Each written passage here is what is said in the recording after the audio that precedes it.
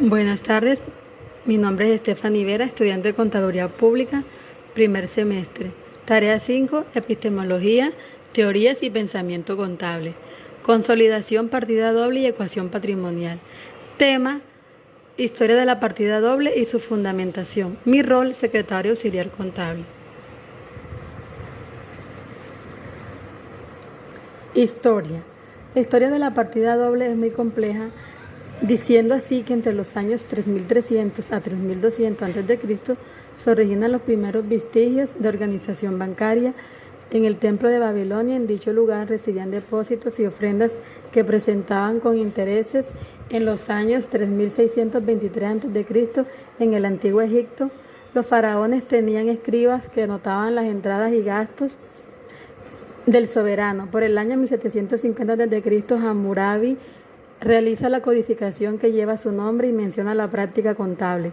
Entre los años 356 y el 323 a.C., periodo de apogeo del imperio de Alejandro Magno, el mercado de bienes creció de tal manera hasta cubrir la península balcánica, Egipto y una gran parte del Asia Menor, originando ejercitar un adecuado control sobre las operaciones por medio de anotaciones. ¿En qué se basa? La partida doble es un método de registro de operaciones contables que se basa en la ecuación contable desarrollada por Luca Pacioli. Es simple, cada transacción tiene dos efectos. Principio de los asientos contables. Este método para registrar operaciones contables se basa en una serie de principios fundamentales que fueron desarrollados por Luca Pacioli y que establecen que en cada asiento el que recibe es el deudor y el que entrega es el acreedor. No hay deudor sin acreedor ni acreedor sin deudor. La suma de los valores que entran deben ser iguales a los que salen. El deudor que debe existe porque hay un acreedor que entrega. La partida doble es la base de la dualidad económica en contabilidad y parte integral de la ecuación patrimonial. ¿En qué época se popularizó? La partida doble se popularizó en la época del Renacimiento en Europa. Pacioli no fue el inventor del método de contabilidad de partidas dobles, pero fue el primero en sistematizarlo en una obra impresa en 1494 en Venecia. Fundamentación. La partida doble es un principio fundamental de la contabilidad que establece que cada movimiento o transacción económica que afecta el patrimonio de una entidad tiene al menos dos efectos en las cuentas contables. La partida doble se basa en que todo hecho económico tiene origen en otro hecho de igual valor, pero de naturaleza contraria. Por ejemplo, cuando recibes dinero por una venta, debes también desprenderte de un bien. Ecuación patrimonial.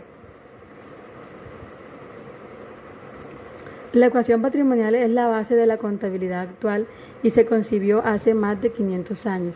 Se cree que Fray Luca Pacioli fue el autor del primer libro que trataba de la contabilidad a partir del principio de la partida doble. La ecuación patrimonial representa el equilibrio entre los activos y lo que se debe, pasivo y patrimonio. Se basa en método de la partida doble que permite tener un equilibrio entre lo que se tiene y lo que se debe. La ecuación patrimonial es una ecuación de tres variables. Conociendo dos de ellas, se puede determinar la tercera. La ecuación patrimonial es una igualdad, ya que los activos son iguales a la suma de los pasivos y el patrimonio de la empresa. La ecuación patrimonial es también conocida como ecuación básica de la contabilidad o ecuación básica del balance general.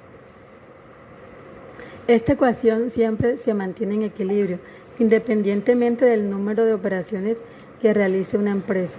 La ecuación patrimonial es una fórmula matemática que compara lo que una empresa tiene y lo que debe. La fórmula es la siguiente: activo es igual a pasivo más patrimonio. Tipos de ecuación patrimonial estática y ecuación patrimonial dinámica. Muchas gracias. Buenas a todos, compañero y tutor, mi nombre es Erwin Mendoza y a mí me tocó exponerles el tema de la ecuación patrimonial. Concepto e importancia de la ecuación patrimonial. La misma es el resultado de la comparación entre los valores de los activos, pasivos y patrimonios de una empresa. También podemos decir que es una igualdad que relaciona los activos, pasivos y patrimonio. ¿Para qué sirve? Sirve para elaborar estados financieros de una empresa, como lo es el balance general o estado de situación financiera. ¿Quién la desarrolló? No tuvo un solo creador, sino que es el resultado de un desarrollo a través de los años, pero Fray Luca Pacioli fue quien la implementó y plasmó en varios de sus trabajos. Composición. La ecuación patrimonial está compuesta por las cuentas de activos, pasivos y patrimonio.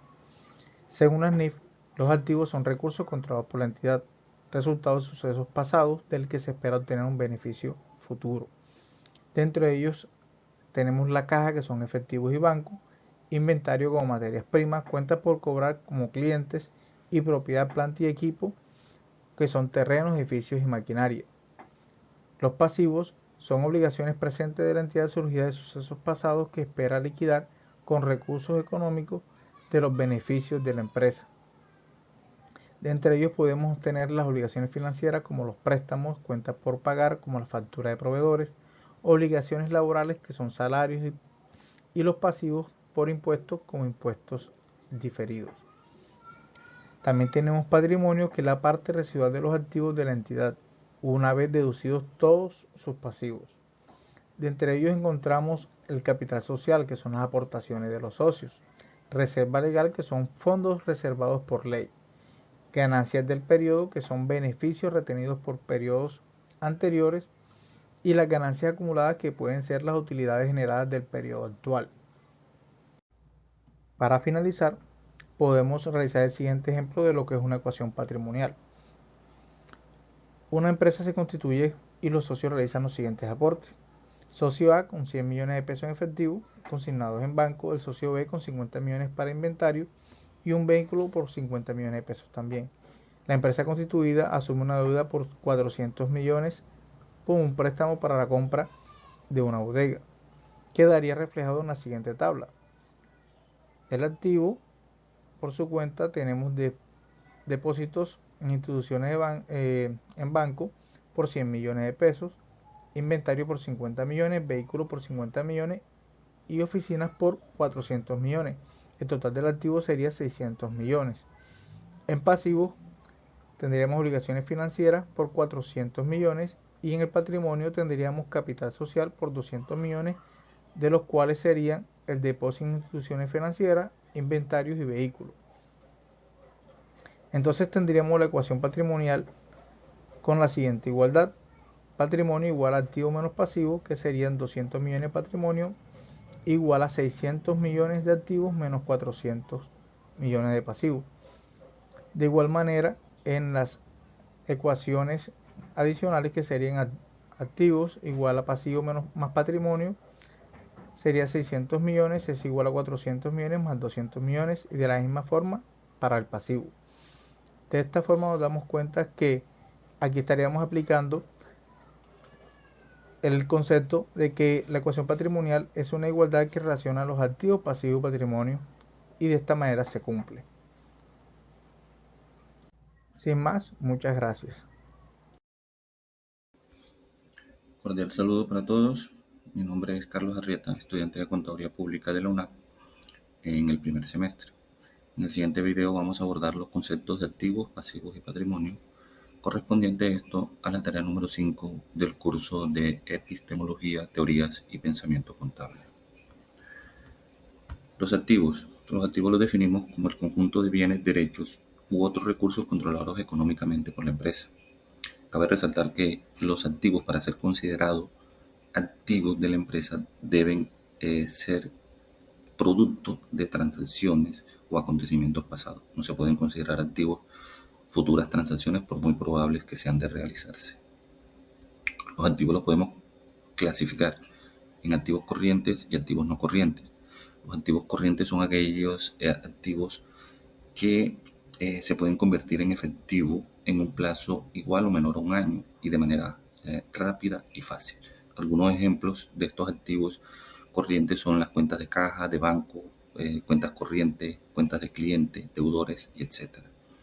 Los activos no corrientes son aquellos que se determinan a ser retenidos por la empresa durante más de un año para ser efectivos.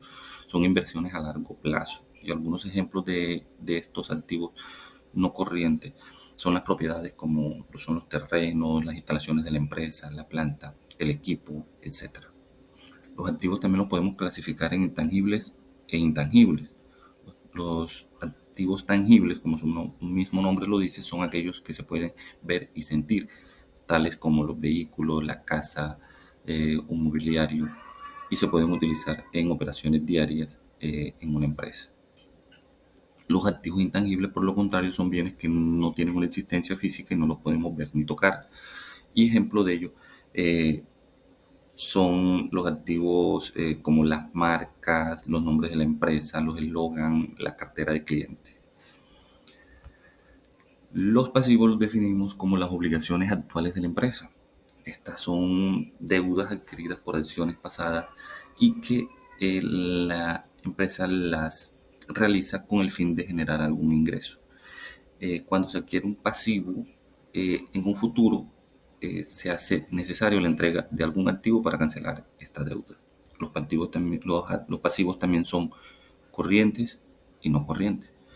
Los corrientes son deudas que se deben pagar en un plazo menor a un año.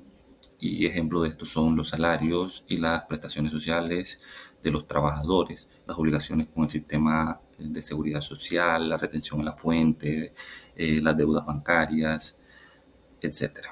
Y los pasivos no corrientes son deudas que tienen un plazo superior a un año para ser canceladas. También los conocemos como pasivos a largo plazo, y algunos ejemplos de ellas son las hipotecas, los bonos emitidos, los préstamos y los arrendamientos a largo plazo, las provisiones, las garantías, las pérdidas, pensiones, etc. Y los pasivos también pueden ser tangibles o intangibles. Los pasivos intangibles son las obligaciones que la empresa tiene con terceros y que no tienen una existencia física, por ejemplo, los ingresos percibidos por adelanto, las provisiones y las contingencias de las pérdidas. Y los pasivos tangibles son bienes que tienen una existencia física y pueden tocarse y verse. Por ejemplo, deudas en efectivo, deudas de las propiedades, etc. Y finalmente definimos el patrimonio. El patrimonio es el resultado, es el residuo de los activos de la empresa una vez se deducen sus pasivos. Es decir, que la diferencia entre el valor de los activos y los pasivos más el aporte que hayan realizado los propietarios o socios al momento de la creación o fundación de la empresa dan como resultado el patrimonio de la empresa. Bueno, esto es todo, tutor y compañeros. Que tengan todos un excelente día. Bendiciones. Buenas, queridos tutores y compañeros, mi nombre es Carlos Juliana Ramos Sánchez, soy estudiante de contabilidad en el primer semestre y el día de hoy les vengo a hablar sobre los ingresos. Los ingresos son una parte fundamental de la contabilidad, ya que representan el flujo de dinero que entra en una empresa como resultado de sus actividades comerciales. En esta presentación se analizará el concepto de ingresos, sus tipos, sus características y la forma en que se registran. Definición. Según la Norma Internacional de Información Financiera 15, los ingresos se definen como el aumento en los beneficios económicos durante el periodo contable, en forma de entradas o aumentos de activos, o en la disminución de pasivos que resultan en un aumento de patrimonio neto y que no son contribuciones de los propietarios. Los tipos de ingresos. Existen varios tipos de ingresos que se pueden clasificar en: primero, ingresos por ventas. Son los ingresos que se generan por la venta de bienes o servicios. 2. Ingresos por servicios. Son los ingresos que se generan por la prestación de servicios. Terceros, ingresos por intereses. Son los ingresos que se generan por la inversión de fondos en activos financieros. Cuarto, ingresos por dividendos. Son los ingresos que se generan por la participación en el capital de otras empresas. Y quinto, ingresos por arrendamiento. Son los ingresos que se generan por la cesión del uso de activos a terceros. Su característica es la clasificación. Los ingresos se clasifican en diferentes categorías según su naturaleza y origen. Registros y reporte de los ingresos. Los ingresos se registran en la contabilidad mediante las cuentas de ingresos o ventas y se reportan en el estado de resultados o estado de ganancias y pérdidas. El registro de los ingresos se realiza mediante la siguiente ecuación contable. Ingresos es igual a activos más ganancia. Ingresos son los ingresos que se generan por la venta de bienes o servicios. Activos son los activos que se utilizan para generar los ingresos. Ganancias son las ganancias que se obtienen por la venta de bienes o servicios. Conclusión. Los ingresos son una parte fundamental de la contabilidad y sus registros y reportes son esenciales para la toma de decisiones financieras. Es importante entender las características y los tipos de ingresos, así como la forma en que se registran y reportan en los estados financieros. Muchas gracias.